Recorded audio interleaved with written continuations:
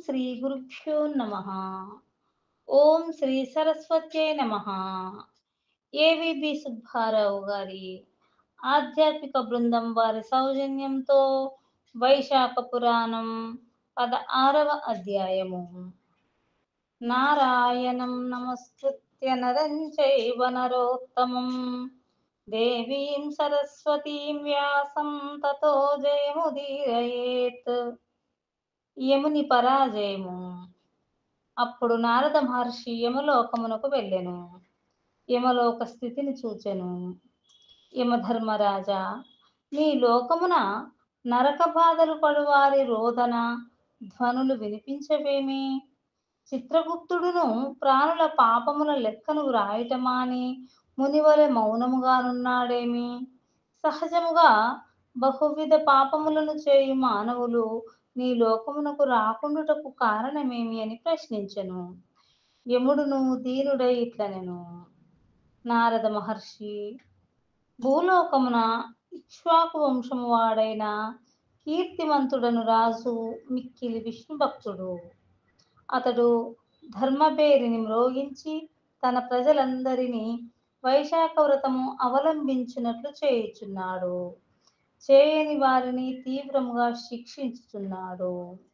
ఇందువలన ప్రతివారును భక్తి వలనను దండన భయమునను తప్పక వైశాఖ మాస వ్రతమును ధర్మములను ఆచరించుచు చేసిన పాపములను పోగొట్టుకొని విష్ణులోకమును చేరుచున్నారు. ఇందువలన నరకమునకు వచ్చు వారెవరునూ లేక వైశాఖ స్నానాదుల మహిమ వలన శ్రీహరి లోకమునకే పోవుచున్నారు. ఇందువలన నేను మ్రోడైన మానవులనుంటిని. నాకు ఇట్టి స్థితి పోయి పూర్వపు స్థితి రావలెను. అందులకై ఆ రాజుపై దండెత్తి వానిని చంపదలచితిని. యజమాని చెప్పిన పనిని చేయక అతడిచ్చు ద్రవ్యమును తీసుకొని ఊరకుండు వాడు తప్పక నరకమును పొందును. నేనును బ్రహ్మచే యమలోకమున పాపులను విచారించి శిక్షించుటకై నియమింపబడి ఇట్లు ఊరుకుండుటయు నాకు పాపమును కలిగించును. ఆ రాజును నేను చంపలేకపోయినచో బ్రహ్మ వద్దకు పోయి నేను చేయవలసినదేమి అని అడుగుదును అని యమధర్మరాజు నారదునకు చెప్పెను. నారదుడును బాగున్నదని తన దారిన తాను వెళ్ళెను.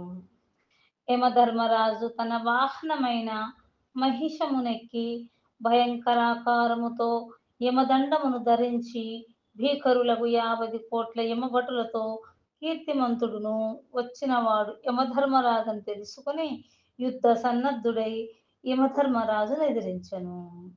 యమునకు కీర్తివంతునకు మిక్కిలి భయంకరమైన యుద్ధము జరిగెను.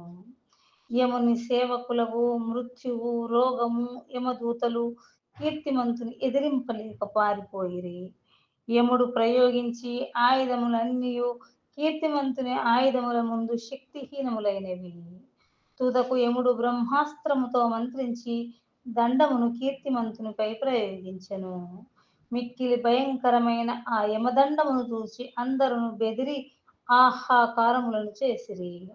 అప్పుడు శ్రీహరి తన భక్తుడకు కీర్తిమంతుని రక్షణకై తన సుదర్శన చక్రమును పంపెను.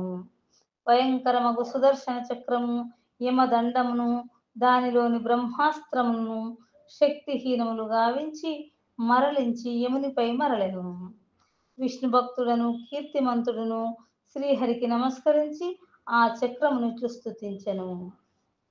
సహస్రార నమస్తేస్తు విష్ణుపాణి విభూషణ త్వం సర్వలోకరక్షాయై ధృతపురా త్వాం యాచేద్య యమంత్రాతుం విష్ణుభక్తం మహాబలం. నృణాందే వద్రుహాంకాల స్వమేవ హిన చాపరః తప్పాదేవం యమం రక్ష కృపాం కురు జగత్పతే అని కీర్తిమంతుడు ప్రార్థింపగా సుదర్శన చక్రము యముని విడిచి దేవతలందరూ చూచుచుండగా నా రాజు వద్దకు వచ్చి నిలిచెను. యముడును తన సర్వ ప్రయత్నములను వ్యర్థములగుటను గమనించెను. కీర్తిమంతుడు సుదర్శనమును ప్రార్థించి తనను రక్షించుటను చూచి మిక్కిలి అవమానమును విషాదమును పొందెను. అతడు తల దించుకొని సవిచారముగా బ్రహ్మదేవుని వద్దకు పోయెను. ఆ సమయమున బ్రహ్మ సభ తీర్చియుండెను. మూర్తములు అమూర్తములునగు వారిచే బ్రహ్మ సేవితుడయ్యుండెను. బ్రహ్మదేవతలకు ఆశ్రమైన వాడు.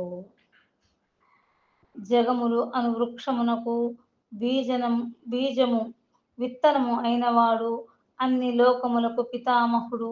ఇట్టి బ్రహ్మను లోకపాలకులు, దిక్పాలకులు, రూపము కలవారు, ఇతిహాస పురాణాదులు, వేదములు, సముద్రములు, నదీనదములు, సరోవరములు, అశ్వత్థాది మహావృక్షములు, వాపీకూప తటాకములు, పర్వతములు, అహోరాత్రములు, పక్షములు, మాసములు, సంవత్సరములు, కలలు, కాష్ఠములు, నిమేషములు, ఋతువులు, ఆయనములు, యుగములు, సంకల్ప వికల్పములు, నిమిషోన్మేషములు, నక్షత్రములు, యోగములు, కరణములు, పూర్ణిమలు, అమావాస్యలు, సుఖ దుఃఖములు, భయాభయములు, లాభాలాభములు, జయాపజయములు, సత్వరజస్తమో గుణములు, సంత మూఢ అతిమూఢ అతిఘోరావస్థలు, వికారములు, సహజములు, వాయువులు, శ్లేష్మ వాత పిత్తములు, వీనితో కొలువుదీరిన బ్రహ్మను చూసెను. ఇట్టి దేవతలున్న కొలువులోనికి యముడు సిగ్గుతో కొత్త పెండ్లి కూతురు వలె తల వంచుకొని ప్రవేశించెను.